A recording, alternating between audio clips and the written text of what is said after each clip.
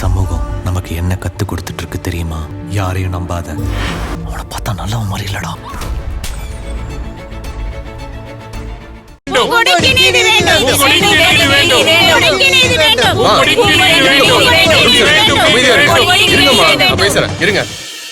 என்னமா பிரச்சனை சார்? இது எங்க ஃபேமிலி பிரச்சனை. எல்லா விஷயமும் தெரிஞ்சுதாமா வந்திருக்கேன். நீங்க உள்ள வாங்க. எதுக்கு சார்? பிரச்சனையை பேசி முடிக்குதாமா? இந்த பிரச்சனையை தீர்க்கிறதுக்கு ஒரே ஒரு வழிதான் சார் இருக்கு. எங்க அப்பா அவர் கையால வந்து எனக்கு தாலி எடுத்து கொடுக்கணும். இல்லன்னா நான் இங்கிருந்து போக மாட்டேன் சார். எங்களுக்கு 1008 பிரச்சனை இருக்கு. இதுல நீங்க வேறயா? என்ன நடந்தாலும் நான் இந்த இடத்தை விட்டு போக மாட்டேன் சார். என் கழுத்துல இருந்து தாலி எடுத்தது என் அப்பா. அத அவரு கையால எடுத்து கொடுக்கணும். அது வரைக்கும் என் உயிரே போனாலும் இந்த இடத்தை விட்டு நான் போக மாட்டேன் சார். சரிம்மா, நீங்க சொல்றது எனக்கு புரியுது. உள்ள வாங்க, நான் அவர்கிட்ட பேசுறேன். இனிமே பேசுறதுக்கு எதுவுமே இல்ல சார். அவர் வந்து தாலி எடுத்து கொடுக்கணும், அவ்வளவுதான். பாருமா, நான் ஒரு போலீஸ்காரன். என் மேல உங்களுக்கு நம்பிக்கை இல்லையா? கடவுளே வந்து சொன்னாலும் நான் இதைதான் சார் சொல்லுவேன். என்னம்மா இப்படி சொல்றீங்க? சார், அப்பா உங்களை உள்ள கூப்பிட்டாரு சார். சரி வாங்க.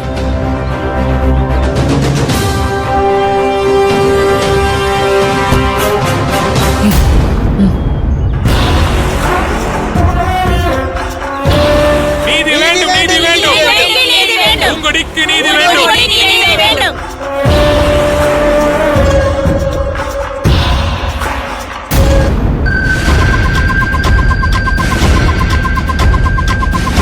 வாங்க இன்ஸ்பெக்டர், வாங்க. என்ன காலையிலேயே வந்திருக்கீங்க? உட்காருங்க. சார், உட்கார்றதுக்கு நான் இங்க வரல. வெளியில பெரிய பிரச்சனை போயிட்டு இருக்கு சார். பிரச்சனையா? என்ன பிரச்சனை? இல்ல சார், உங்க பொண்ணு கழுத்துல இருந்த தாலியை அறுத்திருக்கீங்க. அப்படி அவ உங்ககிட்ட சொன்னாளா? இல்ல சார், அவங்க எதுவும் சொல்லல. அப்புறம் என்ன சார்? நீங்க வந்து அந்த தாலி எடுத்து கொடுத்துருங்க. என்ன இன்ஸ்பெக்டர், ஸ்டேஷன்ல எதுவும் உங்களுக்கு வேலை இல்லையா? ஏன் சார், கவர்மெண்ட் செல்ல வண்டிக்கு பெட்ரோல் போட்டு இதை சொல்றதா இங்க வந்தீங்களா? சார், உங்களுக்கு புரியுதா? இது பெரிய பிரச்சனை சார். என்ன சார் பிரச்சனை? வாசல்ல நிக்கிறவோ உங்ககிட்ட எந்த கம்ப்ளைண்ட் கொடுக்கலன்னு சொல்றீங்க. நானும் எந்த கம்ப்ளைண்ட் கொடுக்கல. அப்புறம் என்ன சார் பிரச்சனை? சார், நீங்க சோசியல் மீடியாவை பாக்குறதே இல்லையா சார்?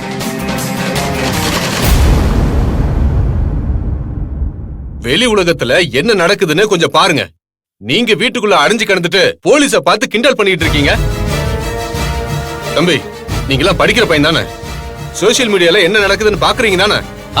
பாக்குறேன் சார். அப்புறம் என்ன, உங்க அப்பாவுக்கு தெளிவா எடுத்து சொல்ல வேண்டியதானே? என்ன சின்னவனே, என்னப்பாச்சு? இல்லப்பா, அது வந்து தம்பி, உங்க அப்பா கிட்ட மறைக்கிறதுனால எந்த பிரயோஜனமும் இல்ல. இது மூடி மறைக்கிற விஷயம் கிடையாது. சார், என்ன விஷயம் நீங்களே நேரடியா சொல்லுங்க சார். ஏன் என் பையனை சொல்ல வர்றீங்க? சார், நீங்க உங்க பொண்ணை அடிச்சு சித்திரவதை பண்ணிருக்கீங்க. அந்த பொண்ணோட தாலி அறுத்து கொடுமைப்படுத்திருக்கீங்க. இது சோசியல் மீடியால வந்து வைரல் ஆயிடுச்சு.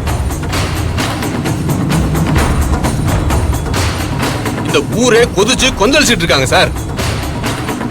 இப்ப நீங்க என் கூட வாங்க. எங்க? உங்க பொண்ணு வீட்டு வாசல்ல நிக்கிறாங்க சார். நீங்க வந்து தாலி எடுத்து கொடுத்தாதான் போவேன்னு சொல்றாங்க. இன்னும் 10 நிமிஷத்துல இந்த பிரச்சனை சரி பண்ணலனா என் வேலை போயிடும் சார். அதுக்கு ஏன் மான மரியாதை இழந்து அங்க வந்து நிக்கணுமா? இங்க பாருங்க, கடைசியா ஒரு தடவை கேக்குறேன், உங்களால வர முடியுமா முடியாதா? முடியாது. என்ன பண்ணுவீங்க? அப்ப நீங்க ஜெயிலுக்கு தான் போகணும், வேற வழியே இல்ல. சார், அரெஸ்ட் பண்ணணுமா? பண்ணுங்க சார், தாராளமா பண்ணுங்க. ஜெயில கொண்டு போய் போடுங்க, கோர்ட்ல நிப்பாட்டுங்க, தூக்குல போடுங்க. இதுக்கெல்லாம் இந்த சிவசாமி பயப்பட மாட்டான்.